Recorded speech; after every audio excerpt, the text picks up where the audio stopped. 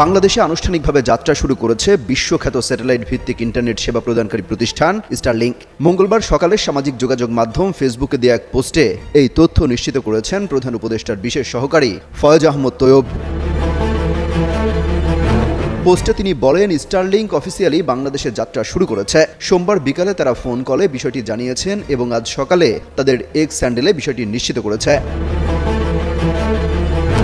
জানা গেছে, শুরুতে স্টারলিংক দুটি প্যাকেজ দিয়ে কার্যক্রম শুরু করছে। স্টারলিংক রেসিডেন্স ও রেসিডেন্স লাইট। মাসিক খরচ একটিতে ৬,০০০ টাকা, অপরটিতে ৪,২০০ টাকা পড়বে। তবে সেটআপ যন্ত্রপাতির জন্য ৪৭,০০০ টাকা এককালীন খরচ হবে বলেও জানায় ফয়েজ আহমদ। তিনি বলেন, এখানে কোনো স্পিড বা ডাটা লিমিট নেই। ব্যক্তি ৩০০ MBPS পর্যন্ত গতির আনলিমিটেড ডেটা ব্যবহার করতে পারবে।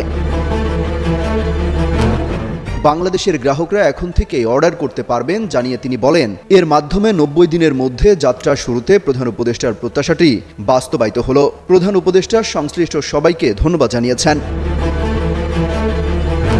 ফয়েজ আহমেদ বলেন, খরচে হলেও এর মাধ্যমে প্রিমিয়াম গ্রাহকদের জন্য উচ্চ মান এবং উচ্চগতির ইন্টারনেট সেবা প্রাপ্তির টেকসই বিকল্প তৈরি হয়েছে। পাশাপাশি যেসব এলাকায় এখনও ফাইবার কিংবা দ্রুতগতির ইন্টারনেট সেবা পৌঁছায়নি, সেখানে কোম্পানিগুলো ব্যবসার সম্প্রসারণের সুযোগ পাবেন বলেও আশা প্রকাশ করেন ফয়েজ আহমেদ। তিনি বলেন, এনজিও, ফ্রিল্যান্সার ও উদ্যোক্তারা বছরব্যাপী নিরবচ্ছিন্ন উচ্চগতির ইন্টারনেটের নিশ্চয়তা পাবেন। অমিত হাসান রবিন, যুগান্তর নিউজ।